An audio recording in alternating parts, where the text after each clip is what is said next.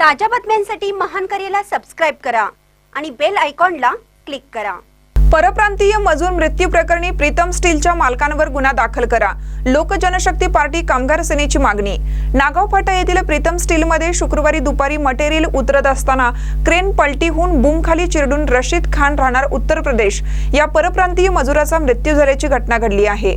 घटना घडल्यानंतर पोलिसांना फोन करणं अपेक्षित होतं। बाहेरील लोकांना आत येण्यास मज्जाव केला होता। तसंच कंपनीमध्ये काम करणाऱ्या मजुरांच्या सुरक्षेसाठी हेल्मेट, हँड ग्लोव्ज, बूट अशी कोणतीच उपाययोजना केलेली दिसून येत नाही।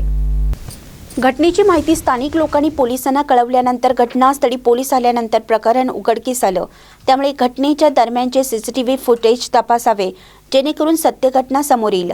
घटनेची माहिती समजताच या परप्रांतीय मजुराच्या गावचे सरपंच, स्थानिक आमदार यांनी कंपनीचे मालक पोलीस स्टेशनशी संपर्क साधून आमचे गावाकडील नातेवाईक येत नाहीत तोपर्यंत मृतदेहाचं शवविच्छेदन करू नये अशी भूमिका घेतली। त्यामुळे शनिवारी रात्री उशिरापर्यंत नातेवाईक आल्यानंतर शवविच्छेदन करण्याचा निर्णय घेण्यात आला। या प्रकरणी उत्तर प्रदेश येथील आमदारांनी कोल्हापूरमधील स्थानिक आमदारांना फोन करून यामध्ये लक्ष घालण्याची विनंती केली आहे।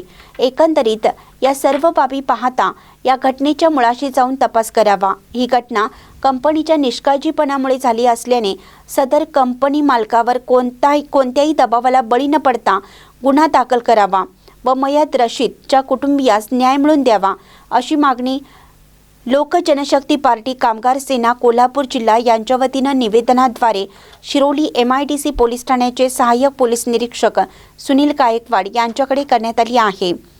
यावेळी पश्चिम महाराष्ट्र निरीक्षक विनोदजी वागवेकर, जिल्हा महासचिव संजय गाडे, कोल्हापूर जिल्हा कामगार सेल अध्यक्ष स्वप्नील तराळ, सुनील पोवार, जालिंदर कांबळे, अविनाश बाचने, शशिकांत कांबळे, धीरज सटाले, अरविंद कांबळे, हर्षल खाबडे, स्वप्नील माने, सत्यजित मोहिते पाटील आदी उपस्थित होते। महानकरी न्यूजसाठी विद्याधर कांबळे, पुलाची शिरोली।